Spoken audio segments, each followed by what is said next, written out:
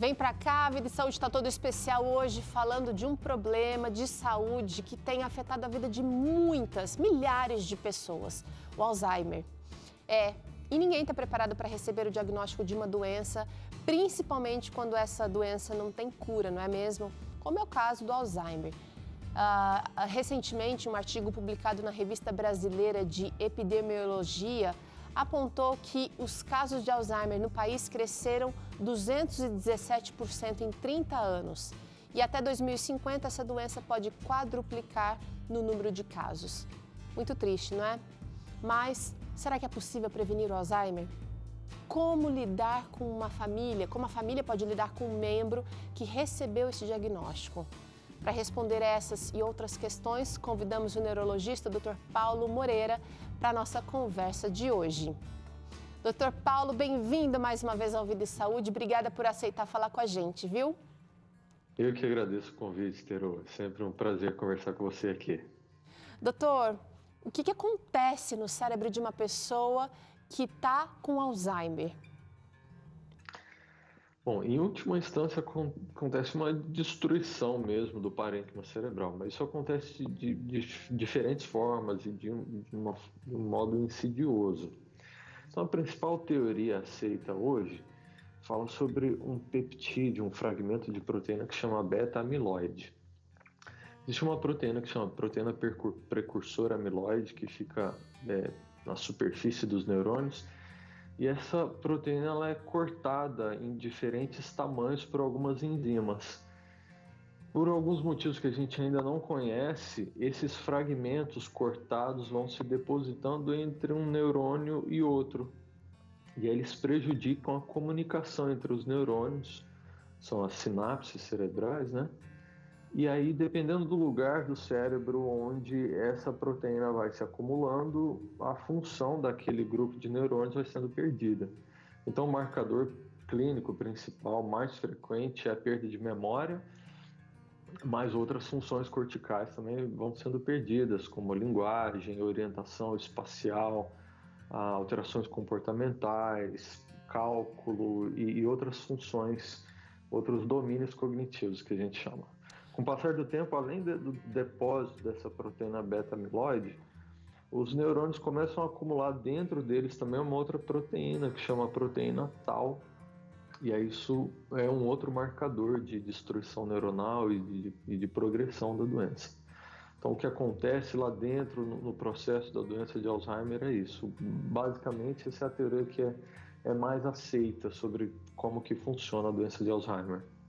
Agora, doutora, a gente está vivendo numa época em que a informação de saúde ela tem sido propagada com maior intensidade, as pessoas estão caminhando mais, fazendo atividade física, estão envelhecendo melhor. Parece até um paradoxo falar que muitas pessoas, como eu citei agora há pouco, né, muitas pessoas estão com Alzheimer agora e esse número, essa previsão é muito pior para daqui para frente, daqui a 20, 30 anos. Com qual idade as pessoas estão mais propensas a desenvolver essa doença?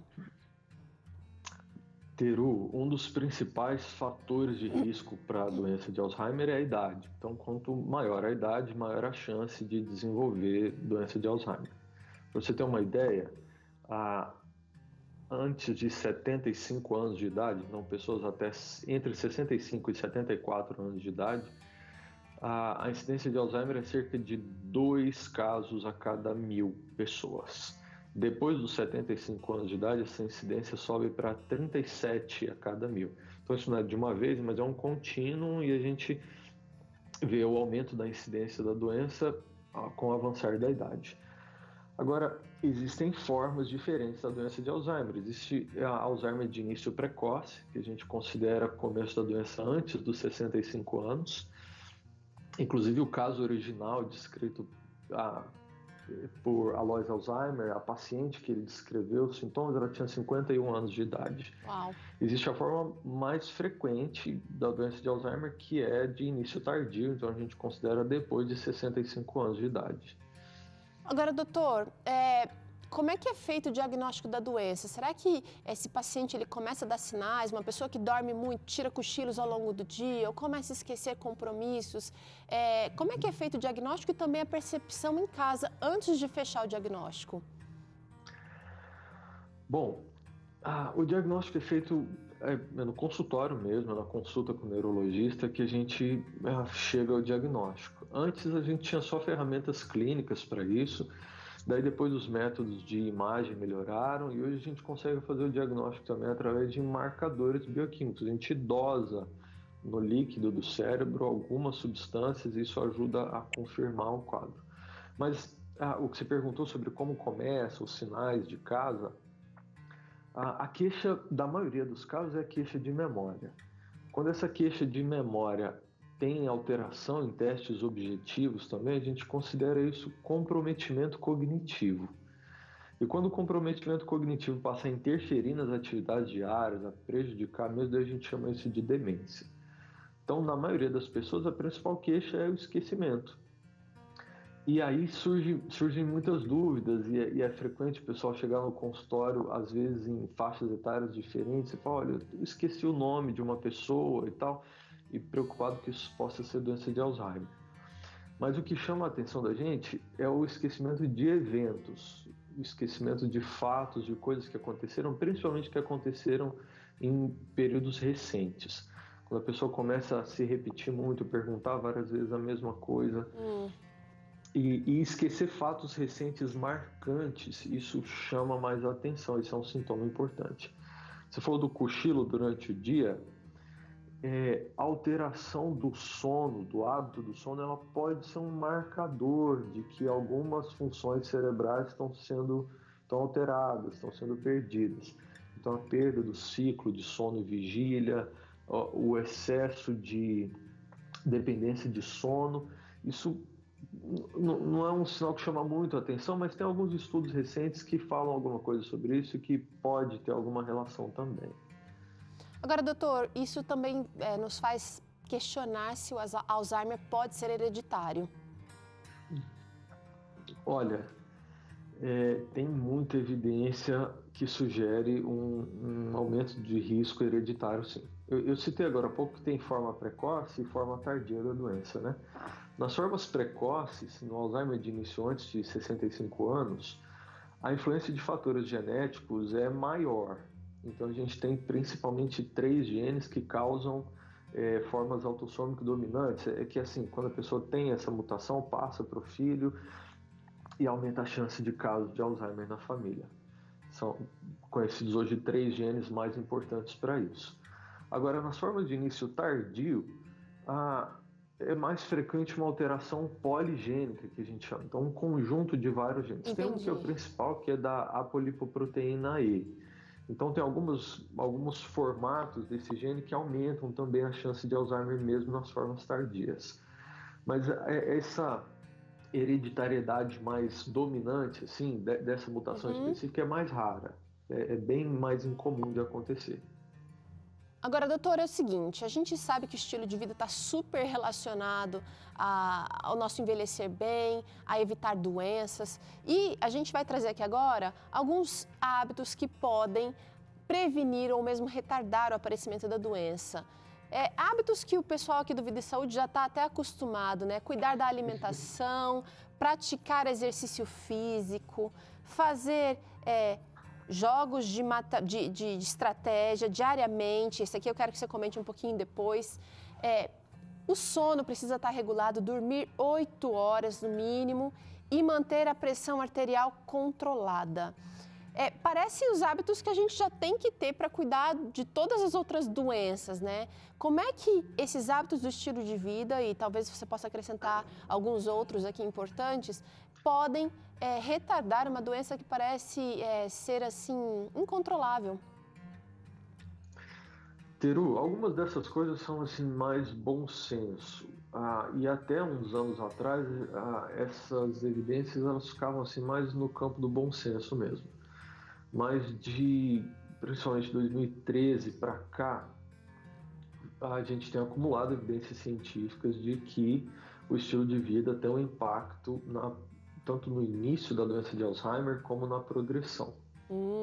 Então, algumas coisas que você citou aí, por exemplo, atividades cognitivas. O número de anos de estudo formal tem uma influência na incidência e na progressão da doença. atividades físicas, o exercício físico, e aí geralmente o exercício físico mais intenso, mais programado, ele parece ter um papel independente também na função cerebral e consegue melhorar algumas funções cognitivas, mesmo em pessoas que já têm diagnóstico de Alzheimer ou que têm alterações precoces sugestivas. Higiene do sono é outro negócio muito importante. Então, esses fatores a gente não muda assim de forma aguda. É importante ajustar isso ao longo de vários anos, manter um estilo de vida desde a juventude ou início da vida adulta para frente, para ter um benefício acumulado disso ao longo dos anos. É Mas no verdade. caso do sono, por exemplo, a higiene do sono, horários regulares, um sono de qualidade também é muito importante. Tratar, por exemplo, a apneia do sono, evitar medicamentos que reduzam a função cerebral, isso também tem bastante influência. Agora, doutora, gostei do que você falou, né? A gente às vezes vai ao longo dos anos ajustando isso aqui, porque a nossa vida está bem diferente do que era 100 anos atrás. E esses dados alarmantes que a gente vê sobre o Alzheimer têm a ver com o nosso estilo de vida, sim, com as nossas escolhas, com a loucura da nossa vida. Mas algumas coisas a gente ainda pode ajustar e pode escolher colocar na nossa rotina para que a gente consiga, de repente, um pouco de equilíbrio, um pouco daquilo que as pessoas que viveram no passado talvez não tinham de problemas de saúde. E, por outro lado, a gente tem avanços científicos também mostrando que os cuidados e alguns hábitos têm papel forte, sim, nessa prevenção.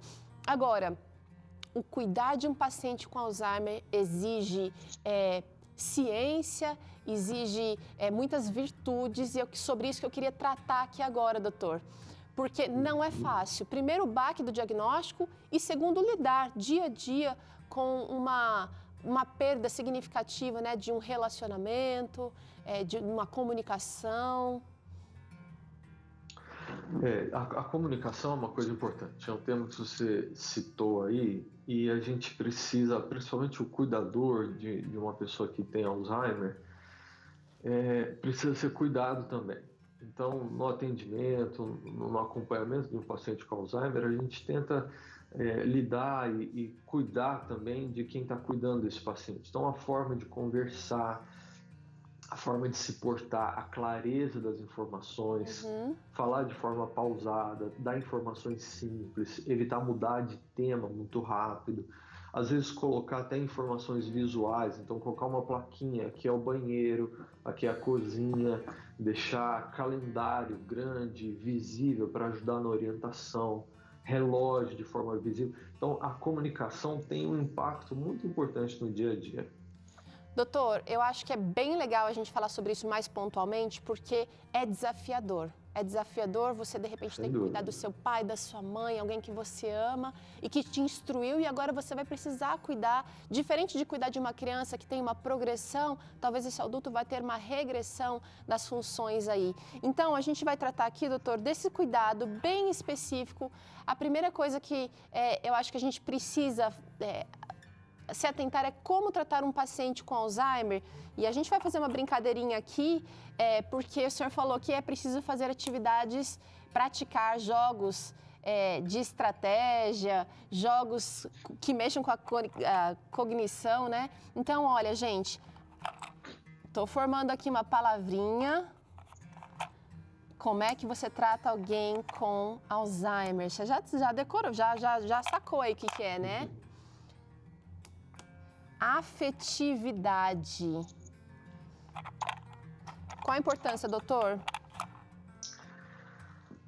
É fundamental. O tratamento com afeto, com carinho, diminui a agressividade, diminui a desorientação. Então, manter um ambiente aconchegante, acolhedor, em vez de um ambiente hostil, pode melhorar muito a evolução. E assim, diminui dependência de medicamentos para agressividade, diminui a alucinação, que é um outro sintoma que pode acontecer.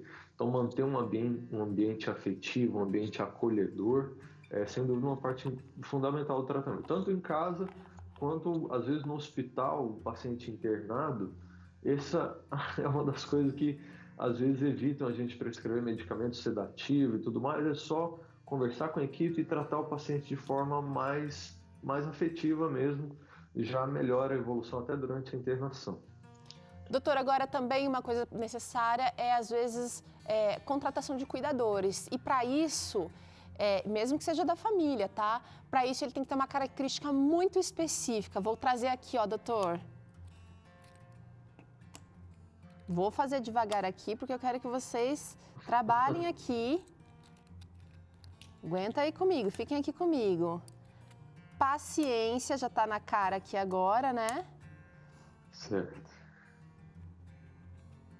Agora é o seguinte, doutor. Não é fácil ter paciência quando você tem 1000 coisas para acontecer. Precisa focar que essa pessoa ela tem que ter essa virtude. Essa é uma característica importante também, uma virtude. E quando a gente fala de paciência, é um treinamento mesmo. É para entender que o que está passando no cérebro da outra pessoa é diferente. A velocidade de processamento das informações, a capacidade de adquirir informações novas, é tudo diferente, é mais lento. E talvez, junto da paciência, tenha um pouco de empatia também, de entender que o que está acontecendo no cérebro da outra pessoa não é normal. E que se a gente tenta se colocar um pouquinho no lugar do outro, isso produz um pouco mais de paciência também. Legal. Às vezes entender que a paciência envolve também um outro ponto, que é, às vezes o paciente com Alzheimer fica agressivo, xinga e outras coisas que não eram normais do comportamento dele.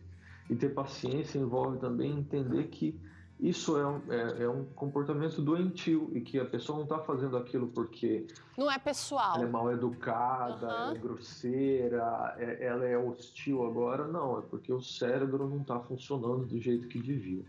Agora, comunicar, como o doutor disse, é muito importante. Tem técnica que ajuda na comunicação. Vamos aí, qual é a primeira letra? Eu preciso de ajuda. Qual é a primeira letra aqui? Olha aqui, ó. Às vezes a gente não precisa usar só palavras para se comunicar, a gente pode usar gestos. O doutor falou de usar até uma placa, deixar o relógio por perto, usar símbolos que vão comunicar. Exatamente. E gestos não só positivos, como apontar, como orientar e conversar com as mãos também, mas evitar gestos negativos também, evitar gestos bruscos, outras coisas que possam ser entendidas de forma hostil. Isso também é importante e pode ajudar no dia a dia. Agora, não só falar, a comunicação tem 2 vias, né? Mas você também precisa fazer uma coisa quando o paciente falar. Ó, já sabe. Ouvir com atenção, ouvir com coração, ouvir com carinho. Às vezes não vai ser algo lógico que ele vai pedir, que ele vai falar, mas às vezes dar uma risada é uma maneira de ouvir, dar um abraço é uma maneira de ouvir também.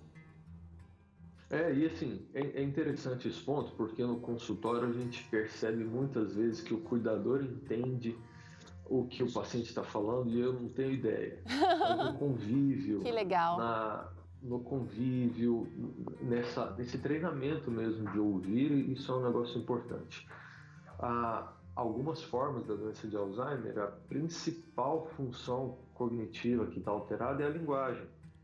Então o paciente tem memória, ele consegue executar tarefas e tudo mais, ele tem uma dificuldade gravíssima em se comunicar. E esse treinamento, então, de falar com calma e tentar captar as informações do que o paciente está falando é muito importante também.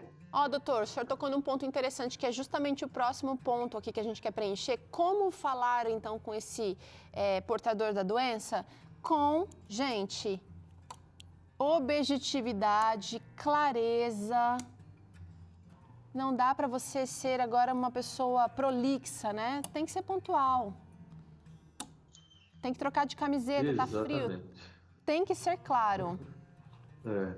Usar frases curtas, falar com calma, de forma pausada, conversar e se comunicar de forma escrita também. Então, as plaquinhas que eu falei, isso são coisas que ajudam bastante.